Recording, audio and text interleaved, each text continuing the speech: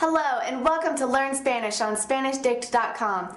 I'm Paralee Whitmire and I'm your teacher.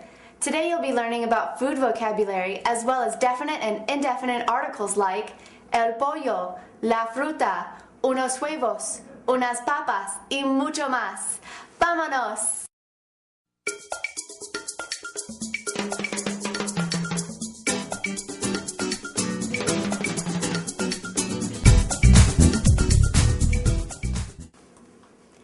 Another great reason to learn a new language is so that you have an excuse to eat all the food in a native setting. Food really brings people together and gets them talking. So let's learn some food vocabulary, as well as how to say the, a, some, and a few.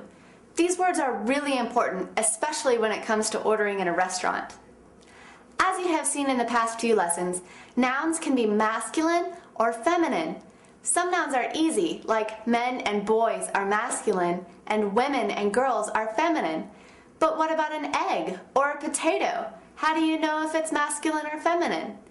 Do you remember how the adjectives that end in an O are masculine and adjectives that end in an A are feminine? The same rule applies to most nouns. Let's take a look. The word for egg is huevo, and it ends in an O, so that means that it's masculine. The word for potato is papa and ends in an A, so that means it's feminine. Now, nouns don't like to be alone in Spanish, so they usually carry around something that you call an article. So instead of huevo, you're going to have el huevo. El huevo can mean the egg or simply just egg. Huevo is also masculine and singular. That makes el the masculine and singular definite article. Now, papa is feminine and singular, so its definite article is different. Instead of el, you use la. La papa means the potato or simply just potato. Now, while el and la sound a lot different in Espanol, they mean the exact same thing in English, the. Let's practice a little bit. How would you say the egg in Espanol? Bien, el huevo. And how would you say egg? El huevo. The same thing. Muy bien. What if you had more than one potato or more than one egg? What would you do to make it plural? If it ends in a vowel, all you have to do is add an S to the end. So huevo becomes huevos. And papa becomes papas. Very good. And just like el and la are different because they have different genders, they're going to be different when they're plural as well. The plural form of el becomes los. So el huevo and los huevos.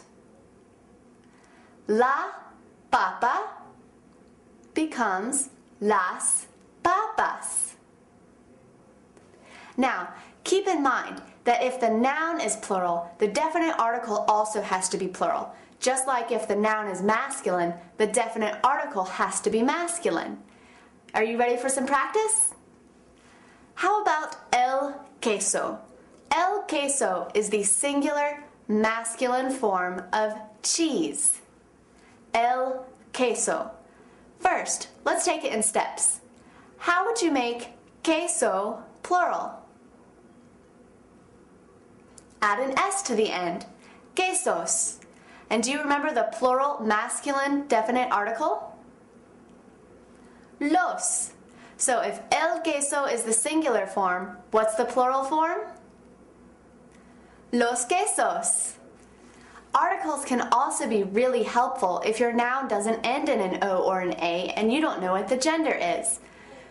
You'll usually find the article with the noun. So when you have a word like el pastel, what gender do you think it is?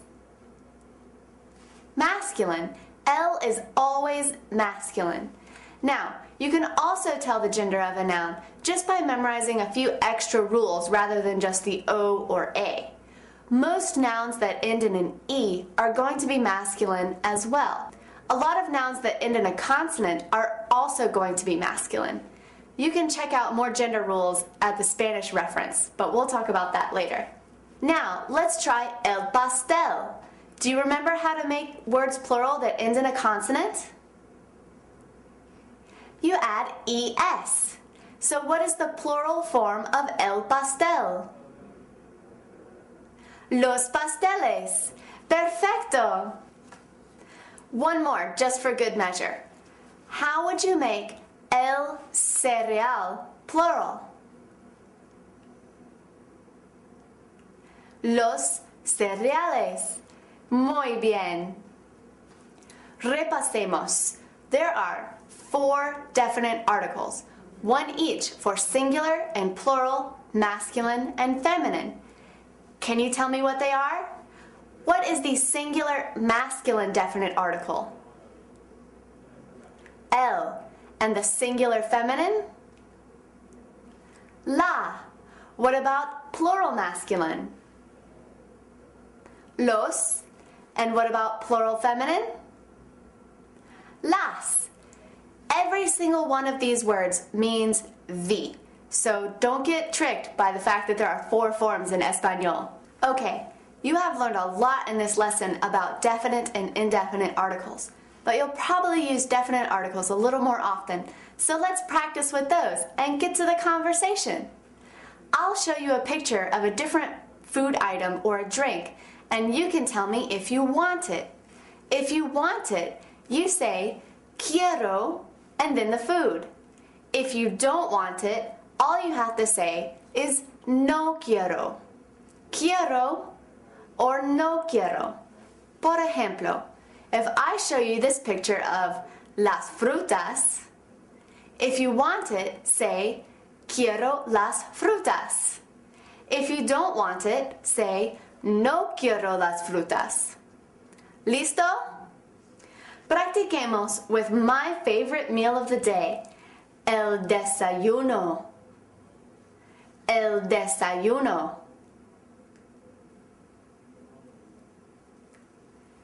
El jugo de naranja. El jugo de naranja.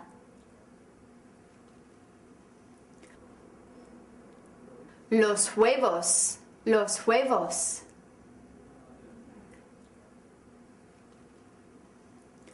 El cereal. El cereal.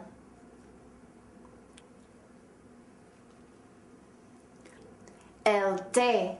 El té. Ahora, el almuerzo. El almuerzo.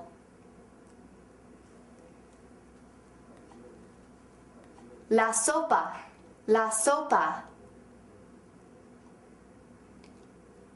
La fruta. La fruta. La ensalada. La ensalada. El agua. El agua.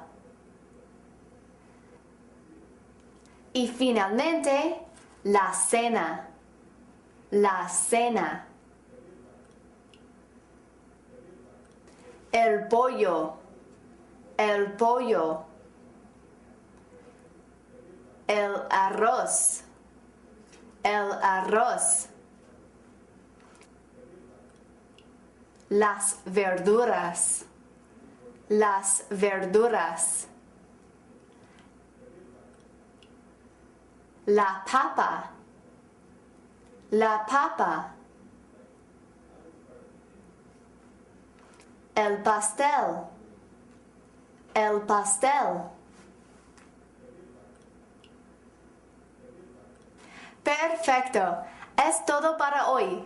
You can practice everything you learned in this lesson at SpanishDicts.com/learn.